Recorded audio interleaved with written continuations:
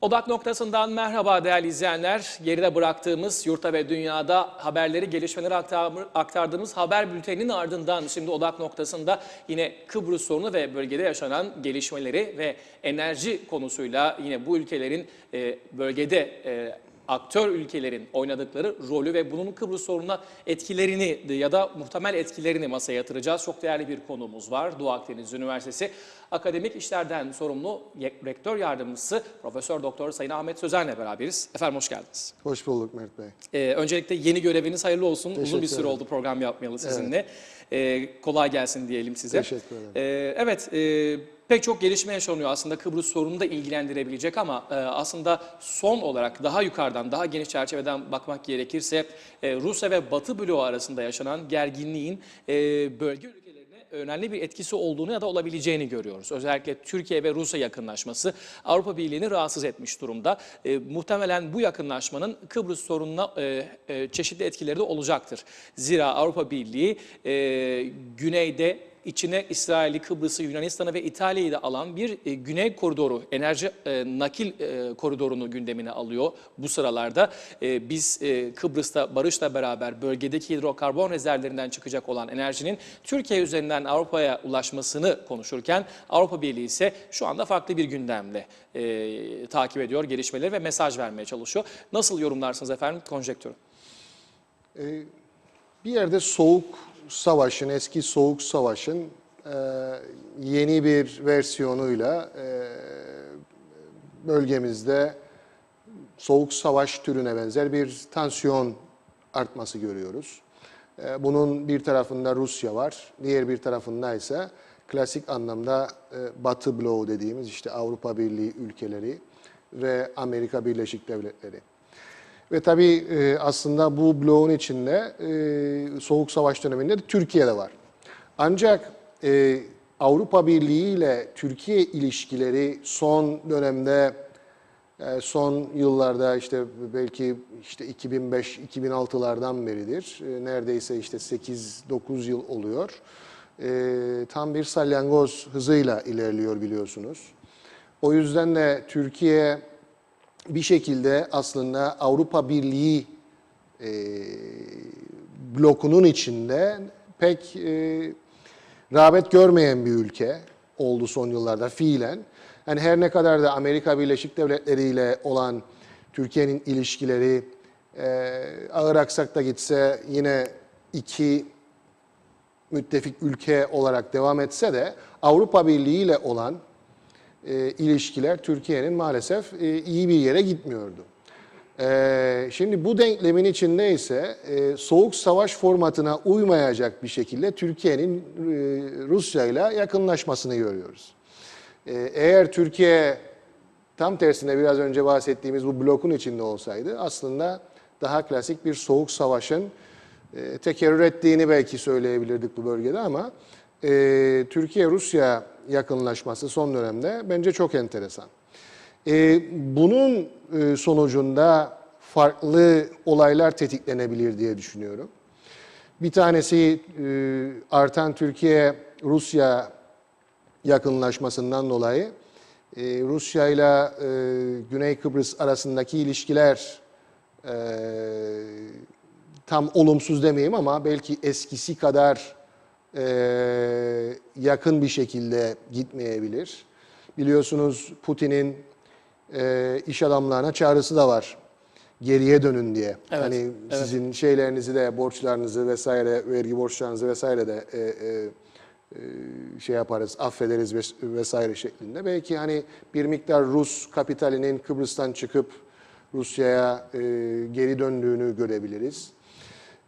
Daha önemlisi tabii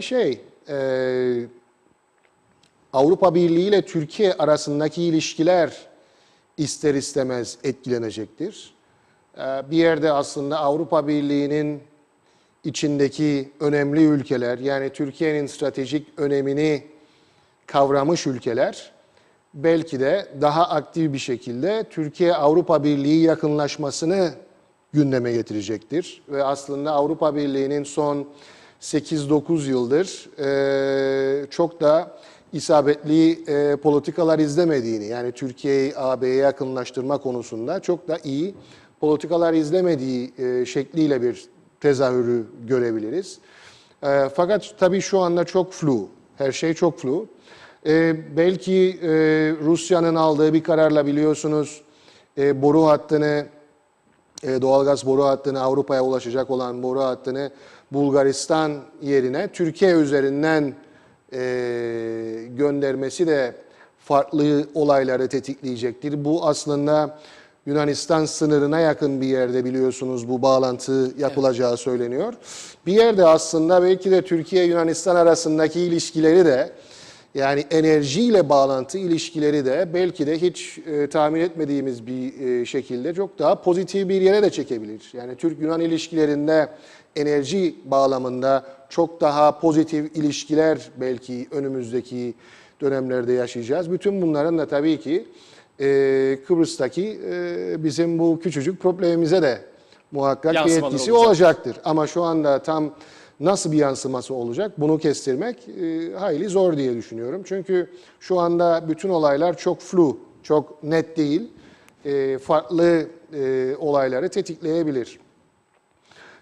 Ancak şunu belki söyleyebiliriz Kıbrıs bağlamında. Şu anda zaten bir yerde erken bir şekilde biz Cumhurbaşkanlığı seçim sattım haline girmiş durumdayız biliyorsunuz. Adaylar artık netleşti. Propagandalar başladı. Aslında bariz olanlar var, çaktırmadan yapılan propagandalar var. Bunlar başladıktan sonra artık Kıbrıs müzakereleri konusunda özellikle Cumhurbaşkanlığına adaylığını koymuş olan bugünkü toplum lideri ve Cumhurbaşkanı Sayın Eroğlu müzakereler devam etse ne kadar sağlıklı bir şekilde müzakere edileceği de aslında sorgulanabilir. Yani bir taraftan müzakereler devam edecek, bir taraftan siz Cumhurbaşkanlığı kampanyası sürdüreceksiniz. Pek sağlıklı olmayacaktır diye düşünüyorum. Yani şunu söylemeye çalışıyorum. Anastasiadis diyelim ki önümüzdeki 1-2 hafta içinde sağlığına %100 kavuşur ve işte diyelim ki yıl sonu Barbaros Hayrettin Paşa gemisi bölgeden çekildikten sonra da masaya döner diyelim, müzakere masasına, Ocak'ta örneğin. Peki Ocak'la Nisan arasında, yani Cumhurbaşkanlığı seçimi arasında ne kadar sağlıklı müzakereler bekleyebiliriz? Bu bir soru işareti. O yüzden de ben maalesef 2015'in ikinci yarısına kadar Kıbrıs meselesinde fazla bir gelişme beklemiyorum. Umarım yanılırım, onu da söyleyeyim. Yani Kıbrıs'ta gerçek anlamda bir kapsamlı çözümü yıllardır savunan birisi olarak yani bunu söylemek beni mutlu etmiyor ama dediğim gibi ikinci yarısına kadar 2015'in çok detaylı gelişmeler beklemiyorum. Evet. Tabii fakat şu da var. Bu zaman boşa mı harcansın? Maalesef Kıbrıs uyuşmazlığı aslında zamanın ne kadar boşa harcandığını örnekleyecek çok bariz bir şeydir diye düşünüyorum. Bir örnektir diye düşünüyorum. Aslında yapılabilecek bir dolu şey var. Bu dönemde hep söylüyorduk. Alışılagelmiş, yani 68 yılından beri yapılan toplumlar arası müzakereler, işte ara bölgede toplumlardan tamamen kopuk olan müzakerelerin bizi bir tarafa, bir yere götürmeyeceği çok bariz. O yüzden de belki bu metodoloji, yani bu müzakere şekli tekrardan gözden geçirilmeli veya bu müzakere süreci başka paralel süreçlerle desteklenmeli. Hep bunları söylüyorduk daha önce. Benim kafamda hep şey var, bir dizi önemli güven yaratıcı önlemlerinle müzakerelere paralel ama müzakerelerin gidişatından bağımsız bir şekilde hayata geçmesi lazım. Yani işte bugün görüyorsunuz Ekim ayından beridir müzakereler askıda. aslında müzakereler askıda olduğu bir dönemde de iki taraf arasında yapılabilecek, atılabilecek dünya kadar adımlar var. Yani iki toplumun insanlarını bir araya getirecek, iki toplumun insanların ortak işbirliği yapabileceği o kadar çok şey var ki ve fakat işte biraz önce bahsettiğimiz gibi bütün bu zaman boşa akıp gidiyor ve bu konularda da maalesef bir şey yapılamıyor. Evet. Şimdi onun dışında biliyorsunuz siz de birinci sorunuzla başladınız. Enerji konusu, hidrokarbonlar konusu çok önemli. Bu konuda bir şeyler yapılabilir mi? Tabii ki yapılabilir. Biliyorsunuz Birleşmiş Milletler Genel Sekreterinin özel danışmanı ailenin taraflara sunduğu bazı öneriler var. En azından basına yansıdığı kadarıyla biliyoruz. İşte ortak bir belki komitenin kurulması bu konuda karar verecek veya bu konuları tartışacak vesaire. Bütün bunlar reddedildi. Bir veya iki tarafça biliyorsunuz. Belki de işte biraz önce bahsettiğim bu metodoloji yanlıştır. Yani bütün konuların tamamen track one dediğimiz yani bu liderler seviyesinde ele alınması tarafların egemenlik iddialarıyla çakıştığı için bir yere gidemiyor. Duvara tosluyor. İşte bu benim egemenlik alanımdır diyor. Bu benim münhasır ekonomik bölge konusunda araştırma yapmak, işte Kıbrıs Cumhuriyeti'nin egemenliği alanındadır. Ben bu konuyu müzakere etmem diyor Rum tarafı. Türk tarafı ne diyor? Hayır, burası da benim egemenlik alanımdır. Burada benim de hakkım var vesaire. Ve bu şeye götürmüyor.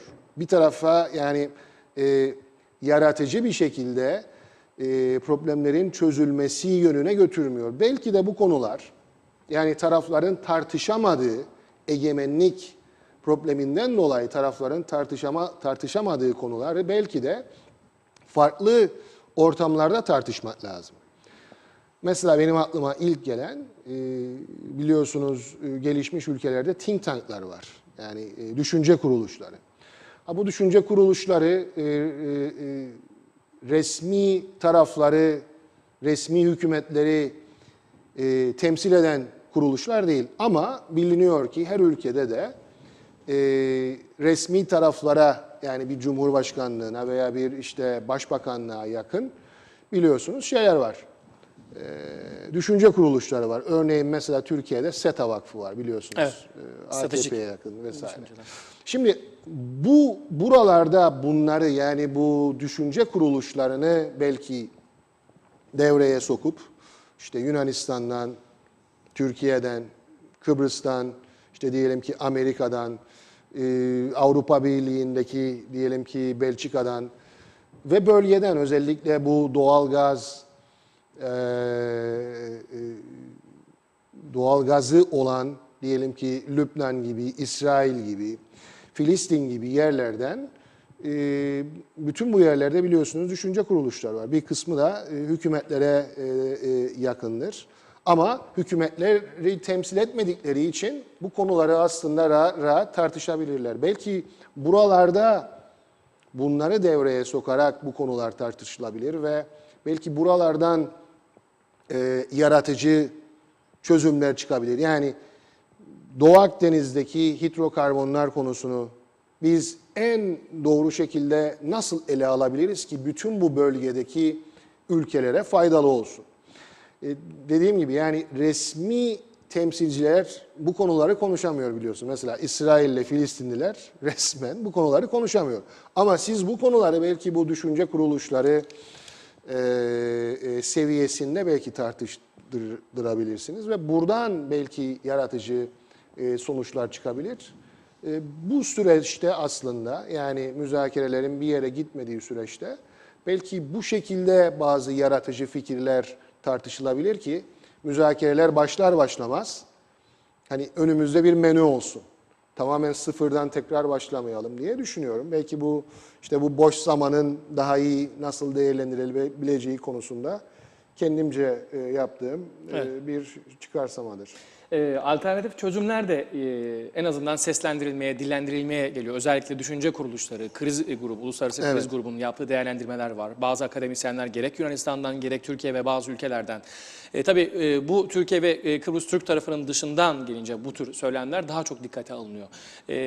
Özellikle Jack Straw'un eski İngiliz bakanın bir değerlendirmesi var. Uluslararası toplumun Kıbrıs'taki bölünmüşlüğü tanıması noktasındaki çağrısı. Bir başka ifadeyle münhasır ekonomik bölge tartışmalarına ilişkin David Cameron'ın değerlendirmesi var. Kıbrıs sorunu çözülmeden Kıbrıs'ın münhasır ekonomik bölgesi mi olur şeklindeki ilginç çıkışı da aslında dikkate değer. Dediğimiz gibi çözüm olmazsa da konuşulmaya başladı ki özel temsilci Ayda Ben Birleşmiş Milletler'in bu masadaki son özel temsilcisinin değerlendirmesi de önemliydi. Belki bunlar taraflarını motive etmek ya da farklı amaçlarla söylenmiş ifadeler olabilir. Belki defalarca söylendi daha önce de ama şu an itibariyle artık belki defalarca kullanıldığı bir ifade ama son tango, son dans, son oyun şeklinde bu artık son bir motivasyondur bu konuda şeklinde bir değerlendirme var. Eğer bu son olacaksa ki Türkiye de aynı ifadeyi kullanıyor ve bir çözüme ulaşmayacaksa ya da bir referandumdan yine 2004 benzeri bir sonuç çıkacaksa bu defa ne olacak sorusu var. Alternatif çözüm ne olabilir? Bunu konuşmak yanlış mıdır bugün? Bunlar da merak ediyorum. Yanlış değil tabii ki. Ancak ben kendi payıma şunu söyleyeyim. Ben bu son round veya işte son tango gibi şeyleri 2000'li yıllarda kullandım ve ağzımın payını aldım. Bunu çok rahatlıkla bir öz eleştiri olarak söyleyebilirim. Yani 2004'lü yıllarda artık hani bu işin son bir şeye gideceğini Son round. yani mesela 2008'de süreç tekrar başladığı zaman hani artık bu uluslararası toplumun son bir iteklemesi olacaktır falan gibi laflar da ettim. Bunu açıkça da söyleyebilirim 6 yıl önce. Fakat çok enteresandır. Kıbrıs uyuşmazlığının da yarattığı bir şey var. Kendi kendine yarattığı bir dinamik var ki bu dinamik de şeydir. Sürdürülebilir bir şeydir. Onu söylemeye çalışıyorum. Yani her ne kadar da dışarıdan baktığınız zaman ya bu sürdürülebilir bir durum mudur diye söyleyebilirsiniz ama işte bir şekilde sürüyor. Yani müzakereler biliyorsunuz 68 yılında başladı ve bir şekilde 46 yıldır gidiyor.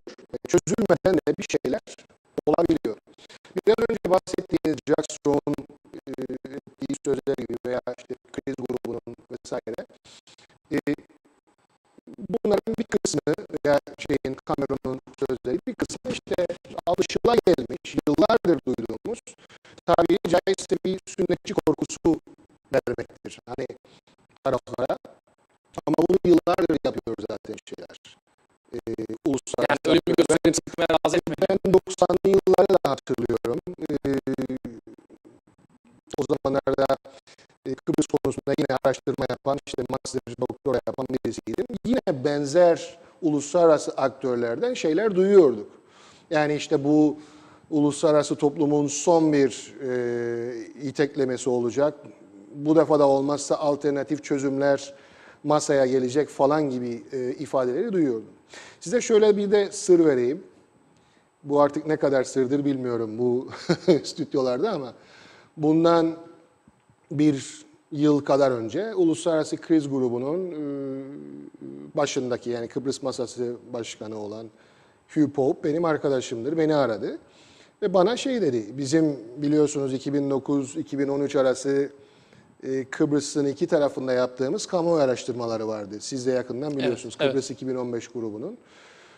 Birçok müzakere konusuyla ilgili konuların biz kamu araştırmasını yaptık ve hani iki tarafta insanlar ne düşünüyor ortaya koyduk ve insanlar federasyonu ne kadar yüzde kaç savunuyor, işte iki devlet yüzde kaç savunuyor veya konfederasyonu veya işte bugünkü durumun devamı gibi farklı alternatif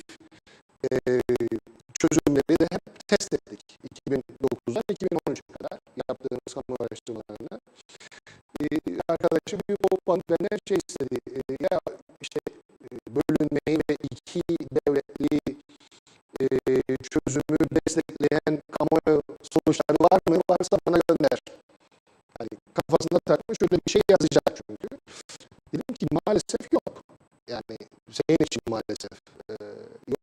yaptığımız kamuoyu araştırmalarında iki devletli çözümü iki tarafın da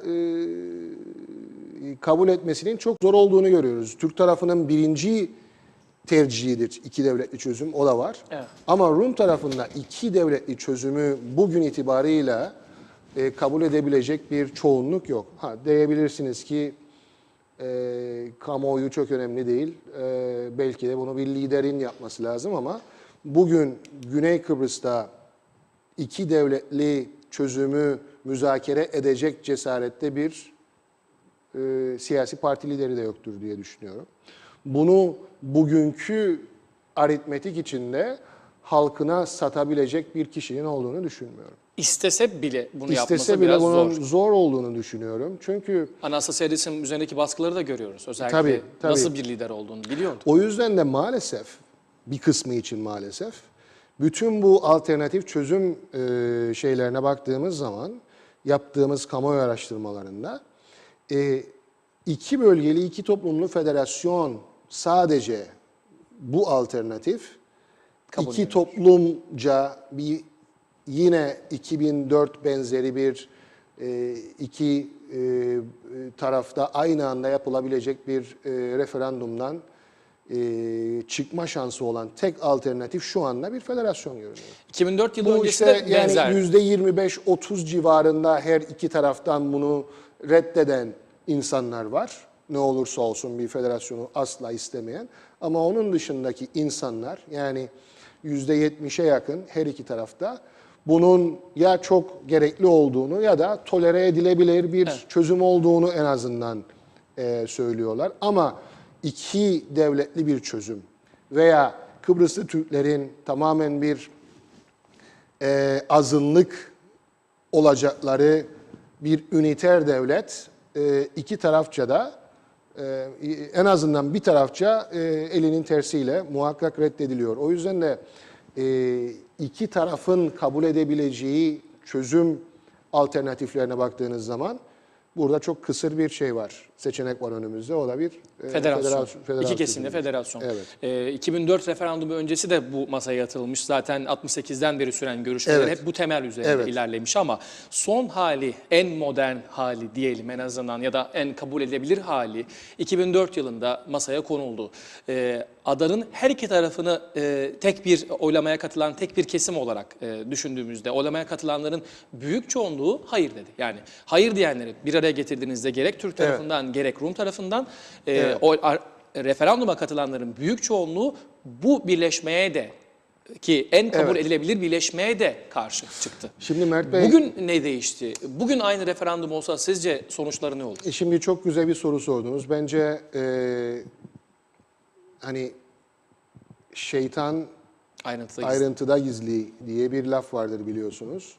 Bu da onunla ilintili. Yani 2004'te reddedilen federasyondur demek başka bir şey.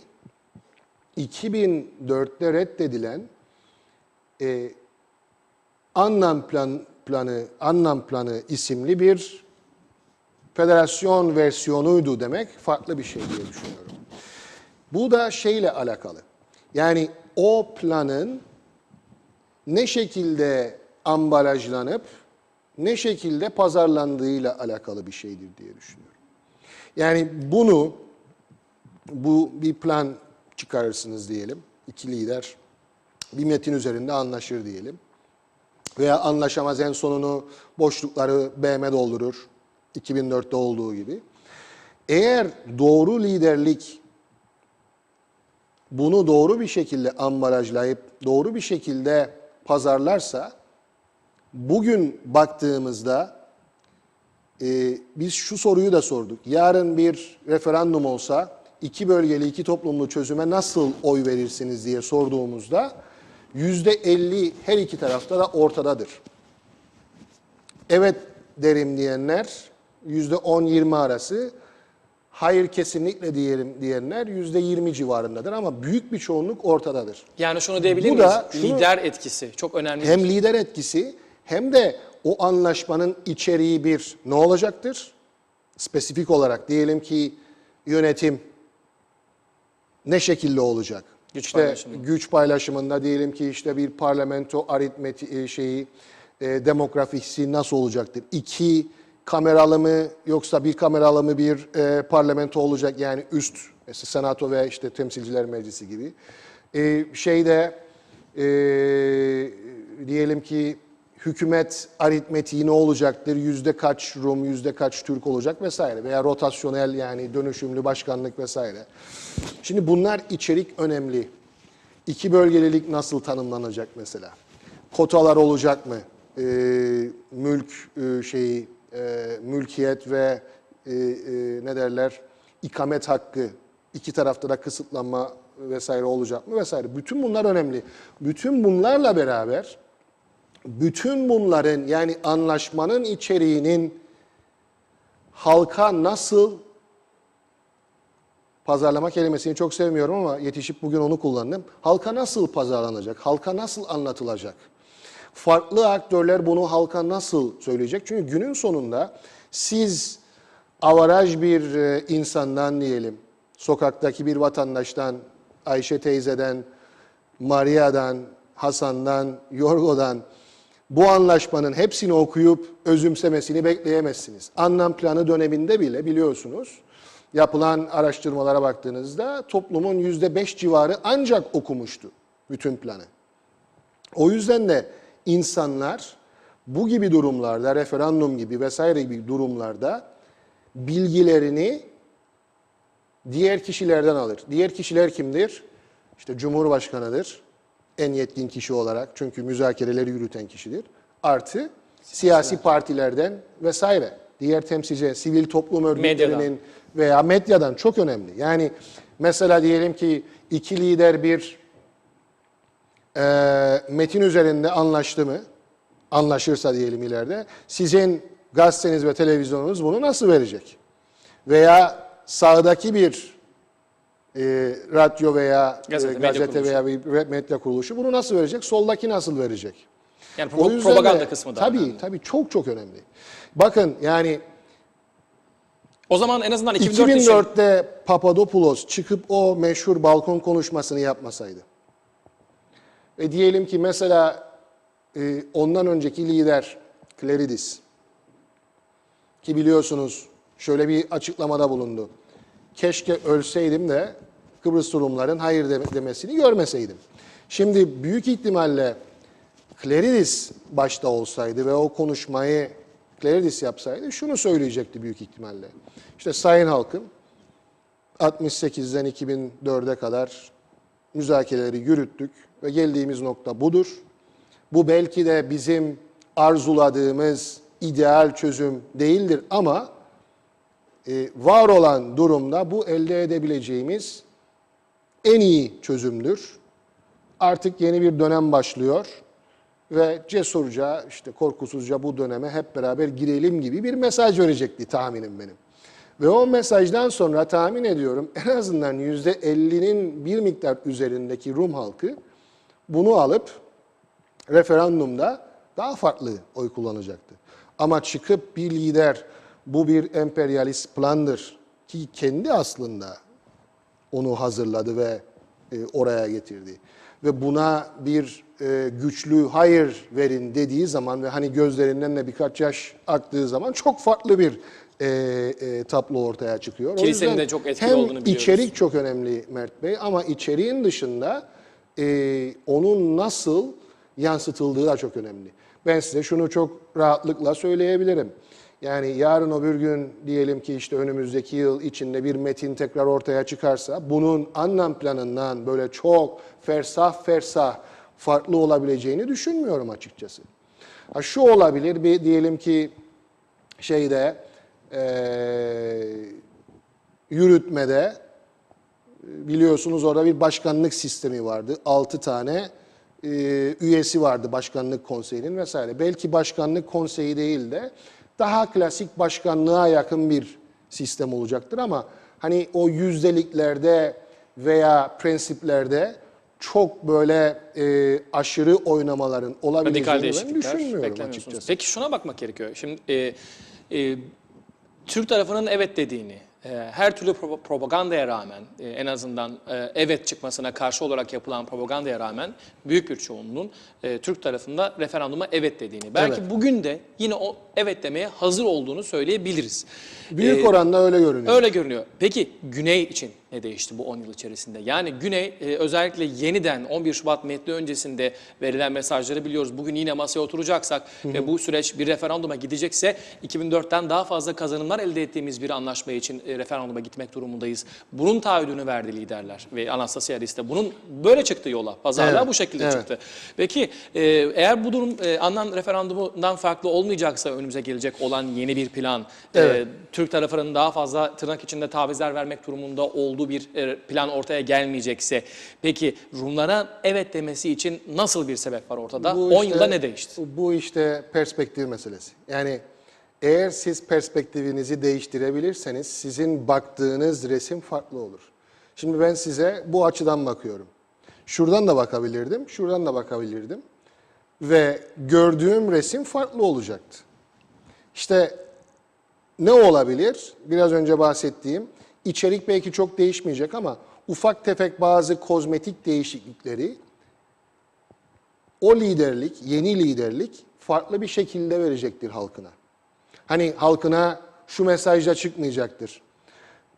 Benim elimde bir devlet vardı, ben onu topluma düşürdüm şeklinde söylemeyecektir. Yani Tasos Papadopoulos'un söylemiyle.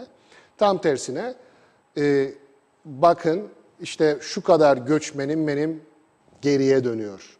Şu kadar toprak kattım vesaire. İşte doğalgaz konusunda artık bir sıkıntı yaşamıyoruz.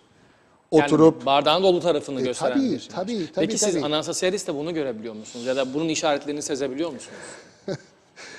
Ben aksini iddia ettiğim için sormuyorum Evet. yani bunu ama bu 10 yıl içerisinde eğer Türk tarafı yine eğer evet yönünde bir eğilim içerisinde ve Rum tarafını eğer analiz etmek durumundaysak eğer ki Şimdi- kararda etkili olan kısım hayırla Rum tarafı olduğuna göre sizce bugünkü durum Anastasiadis'in bakış açısı, söylemleriyle hangi perspektiften bakarsanız bakın bir evete Rum tarafı yakın mı? Onu sormaya çalışıyorum sizin Mert Bey düşünceleriniz. yine bugün çok formundasınız. Çok güzel sorular soruyorsunuz. Size yine tamamen şey değil çünkü çok zor bir soru bu. Bir kişinin Net bir cevap vermek analizini zor tabii ki, yapmak evet. vesaire ama çok net bir şekilde ben yaşadıklarımla ilgili birkaç bir şey anlatayım. Ve hani belki beraber bunun cevabını veririz. Şimdi Nikos Anastasiadis'le ben bir seçimden önce bir de seçildikten sonra görüşme fırsatı buldum. Farklı bir okazyonda. Bir de bir Türk-Yunan forumunda davetliydi seçilmeden önce. Kendisine bir soru sormuştum orada. O enteresandı. Sorduğum soru şuydu. 2004'teki gibi yine bir metin ortaya çıkarsa o kurşunu yiyecek misiniz diye bir soru sordum. İngilizce'de böyle bir tabir var. Yani will you bite the bullet? Yani o kurşunu ısıracak mısınız falan şeklinde. Net bir cevap vermedi. Söylediği şuydu, ben işte çözüme inanmış bir insanım. Sonra daha samimi bir ortamda seçimden önce konuştuğumuzda bana çok umut veren bir konuşma yapmıştı. Seçildikten sonra herhalde 1,5 ay sonra falandı galiba. Yine daha samimi bir ortamda görüştüğümüzde şunu söylemiştim ben kendisine. Yani adım atmaya hazır mısınız? O gün de problemlerden bahsetti. İşte kısıtlamalarından veya işte kendi yaşadığı şeylerden. Baktım ki hani göreve gelmeden önceki hani tabiri caizse hariçten gazel okuma ile göreve geldikten sonra işler biraz değişiyor. Ve kendisine şu hani naçizane uyarıyı yapmıştım. Bakın dedim tam 100 gününüz var. Başkanlığa geldikten sonra. İşte 1,5 ay gitti. Önünüzde yani işte 2 aylık daha bir süre var. Bu 2 ay içerisinde radikal adımlar attınız. Atamazsanız Kıbrıs Rum statükosu veya Kıbrıs Rum çok sevmiyorum ama işte derin devleti bu oluşum sizi markaja alacaktır ve o 100. günden sonra siz de o kısır döngünün, yani o alışılagelmiş müzakereler ille şöyle olur, şu konular tartışılmaz, şunlar tabudur, şunlar egemenlik konularıdır, kısır döngüsüne girersiniz ve bu iş kesinlikle çözülmez. O zaman haklı çıktığınızı söyleyebiliriz. Bugüne kadar haklı çıktım belki ama hani bilmiyorum, kalp ameliyatından sonra yani bir değişiklik oldu mu biyolojik olarak kendisine bilmiyorum. Ve bunun hani beyne etkisi ne oldu bilmiyorum. Ama en azından o tırnak içindeki derin devlet Sayın Anastasiadis'in kalp ameliyatından sonra değişecek değildir herhalde. Şunu söyleyeyim, en azından Kıbrıs Rum toplumu, hani sorunuza daha dolaysız bir cevap verme bakımından, Kıbrıs Rum toplumunun bugünkü yapısına baktığınız zaman 2004 ile bugün arasında çok büyük değişiklikler görmedik. Onu söyleyebilirim. Çünkü ta bugünkü sohbetimizin başına dönelim. Zaman boşa akıp gidiyor diyorum ya. Ve bu zaman iyi kullanılmamıştır. Çünkü o işte %70 küsurluk blok diyelim, hayır oyu veren 2004'teki plana, o blokun değiştiği konusunda çok ciddi sinyaller almıyoruz. O bloku değiştirme konusunda da siyasi partilerin, liderliğin önemli adımlar attığını da görmüyoruz. O yüzden o blok büyük ihtimalle belki %70'lerde değil ama %60'larda belki de orada duruyor. Yani o blokla o insanların o blokun bir şekilde angaje edilmeleri gerekiyor ve o blokun perspektifinin değişmesi gerekiyor. Biraz önce perspektiften bahsettim. Yani olaya eskinin size verdiği o endoktrinasyonla baktığınız zaman zaten gideceğiniz yer bellidir. Yani o perspektiften baktığınız zaman siz burasını göremezsiniz. O perspektifi işte size, o bakış açısını liderlik vesaire, siyaset bunu size vermesi gerekiyor. Her iki toplum içinde şunu görebiliyoruz ki özellikle yani aslında siz de buna işaret ediyorsunuz. Gerek Türk tarafında gerek Rum tarafında toplum liderleri diğer etkenlerle beraber bir araya karşılaştırıldığında oldukça etkili.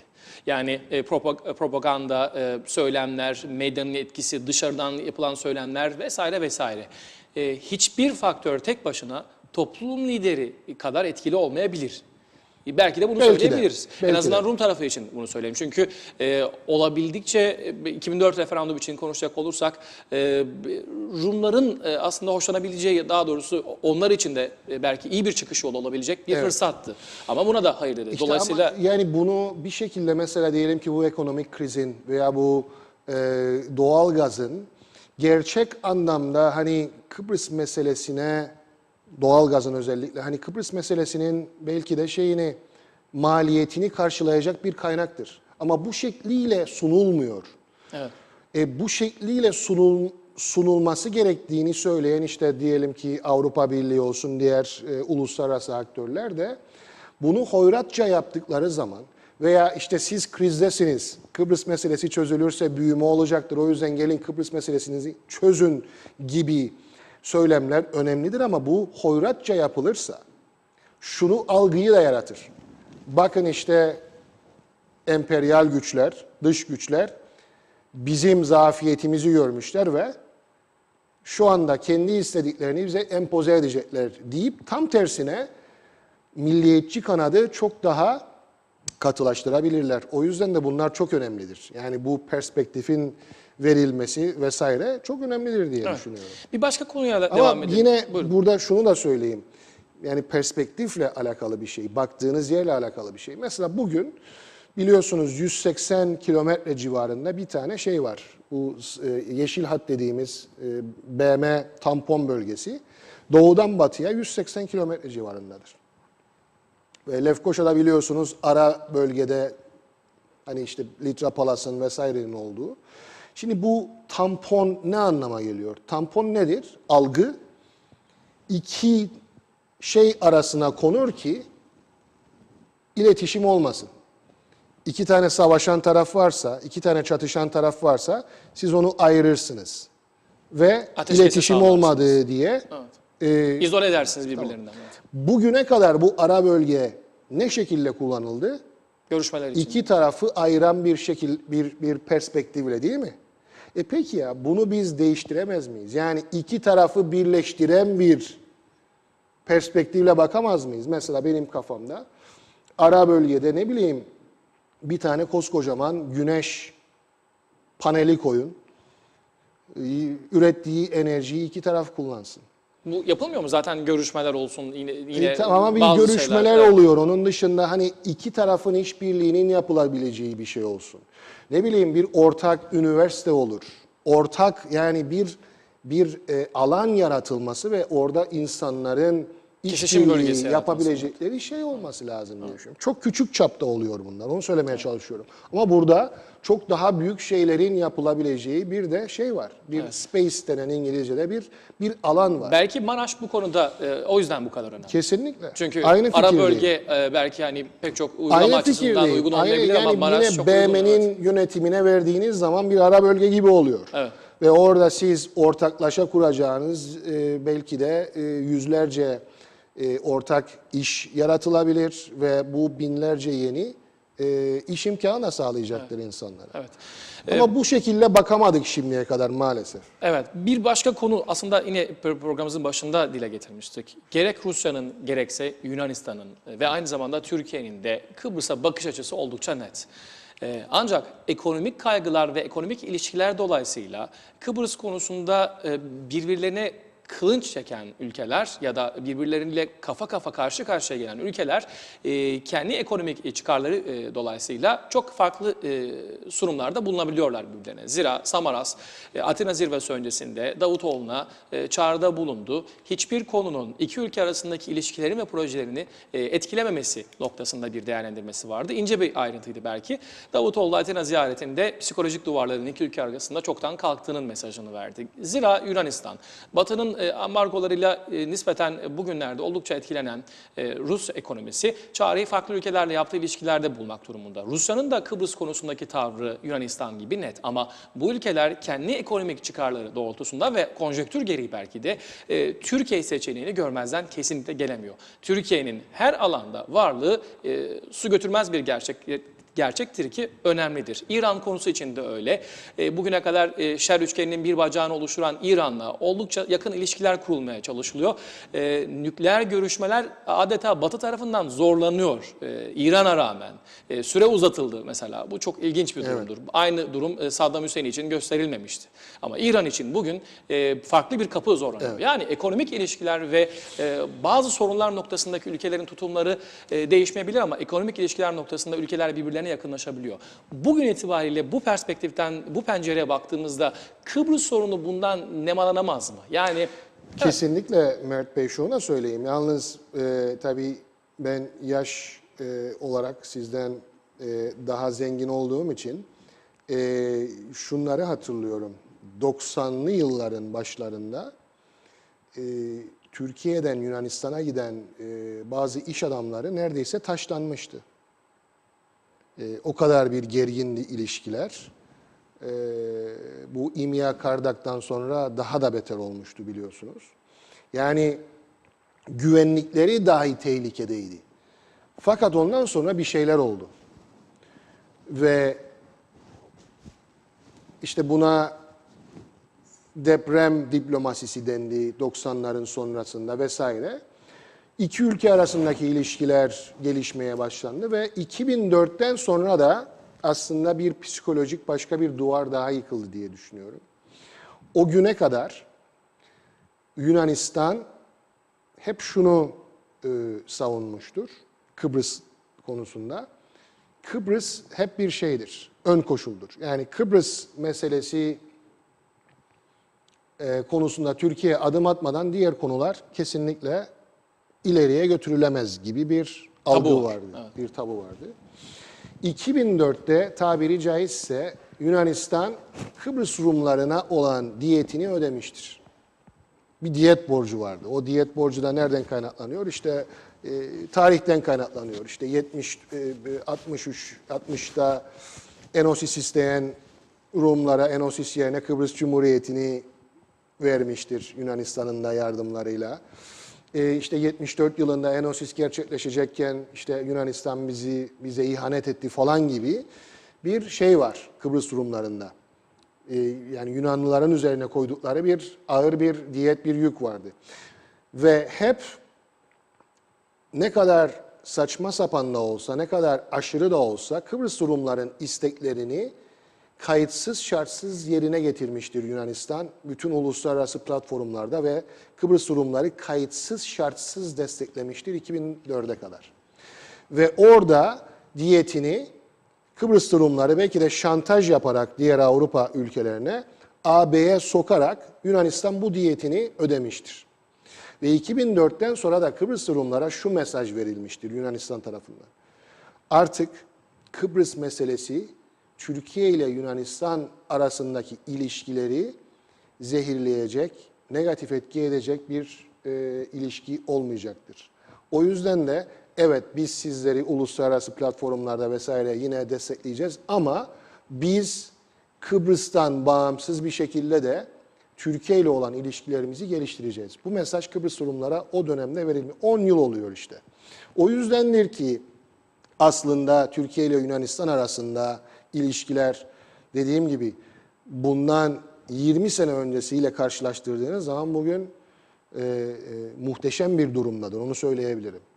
Ama 20 sene önce iş adamları Yunanistan'a gittiği zaman dediğim gibi yani fanatiklerden güvenlikleri bile tehlike içindeydi. Bugün çok farklı. Ticaret hacmi de artmış vesaire, gidiş gelişler fazlalaşmış vesaire. Toplumsal ilişkiler bile. Tabii. O yüzden de hani zaman birçok şeyin merhemidir diye düşünüyorum. Tabii bugünkü Yunanistan'da bugün yani 2014'ün aralığından konuşacaksak Türkiye ile ilişkilerini iyi bir yere getirmek isteyen bir yönetim var ama bu yönetim ne kadar istikrarlıdır o da soru işareti. Çünkü biliyorsunuz hem PASOK hem Yeni Demokrasi iki tane en büyük partiyken yani Yunanistan'ın oyların %70-80'ini paylaşan bir parti bugün küçüldü. Bugünkü toplam oyları ne kadardır bilemiyorum ama %30'ların belki de altındadır iki partinin. O yüzden de bir sonraki belki bir erken seçim olabilir. Bir sonraki iktidara belki Syriza gibi bir parti gelebilir. Onların tutumu ne olacaktır? Bundan korkuluyor zaten. Bilemiyorum açıkçası.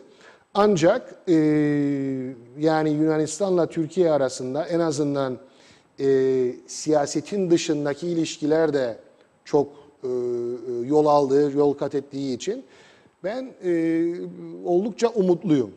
Özellikle şimdi eğer Rusya'dan gelecek olan bu doğalgaz Türkiye'den geçecekse ve Türkiye'nin Yunan sınırında bir depolama olup oradan yayılacaksa Yunanistan üzerinden bu iki ülke arasındaki ilişkilerin de giderek daha pozitif olacağı anlamına da gelebilir diye düşünüyorum. Peki Türkiye açısından bakıldığındaysa? Fakat tabii o bir bölgesel konularda bu bölgenin bir sıkıntısı hidrokarbonlarla alakalı bugün Türkiye'nin İsrail'le olan ilişkilerinden dolayıdır. Veya Türkiye-İsrail ilişkilerinin bu kadar tansiyonunun yüksek bir noktada olmasındandır. 2010 yılından beridir biliyorsunuz bu son 4 yıldır. Bu böyle.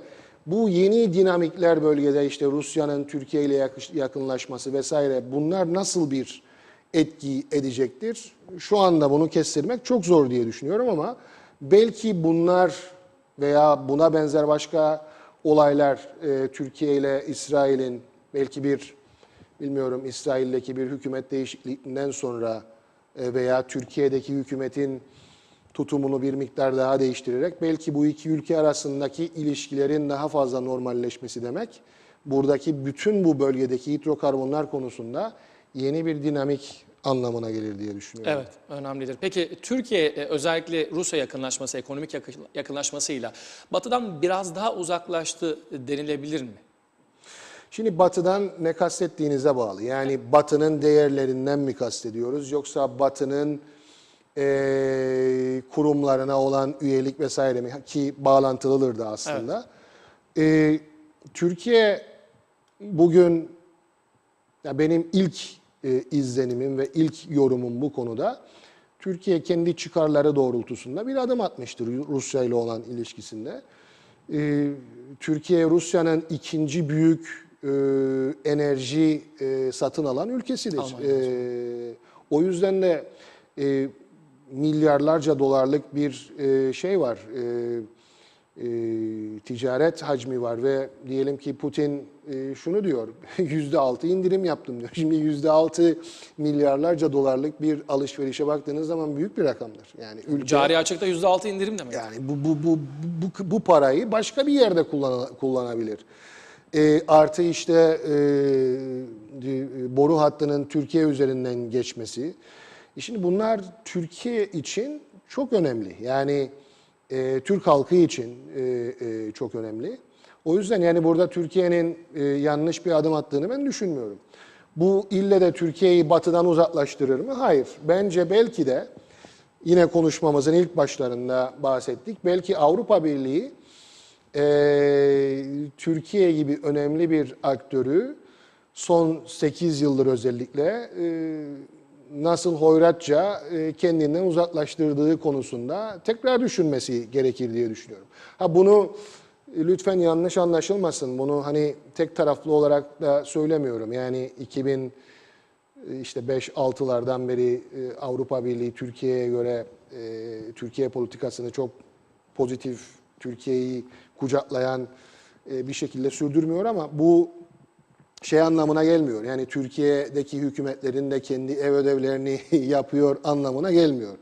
Bu iki taraflı da bir şey diye düşünüyorum. Uzun bir süredir Türkiye'de de özellikle son 2 yıldır yaşanan gelişmelere baktığımız zaman özellikle demokrasi ve insan hakları konularında hukukun üstünlüğü konusunda ve temel hak ve özgürlükler konusunda ciddi şeyler var. Ciddi çekincelerim var gidişat konusunda. Ciddi korkularım var. O yüzden de belki de Avrupa Birliği'nin yapması gereken aslında Türkiye'yi daha çok angaje edip Avrupa Birliği bu müzakere fasılları aracılığıyla belki Türkiye'deki demokrasi ve temel insan hak ve özgürlükleri belki biraz daha disipline edilebilir diye düşünüyorum. Evet, peki. Bu da yine bir farklı perspektiftir. Avrupa Birliği'nin atması gereken farklı perspektif. Evet. Peki çok teşekkür ederiz. Enine boyuna bölgeyi aslında tabii Kıbrıs odağında değerlendirdiğiniz bizler için pek çok daha konu ve soru var ama süremizin sonuna geldik. Programımıza katıldığınız için bir kez daha çok teşekkür ederiz efendim. Çok sağ olun. Estağfurullah. Değerli izleyenler, bu sohbetle birlikte Odak Noktası'nın bugün de sonuna gelmiş bulunuyoruz. Yarın saatler yeniden 12 gösterdiğinde yeni bir Odak Noktası'nda farklı bir konu ve konukla görüşmek üzere. Hoşça kalın.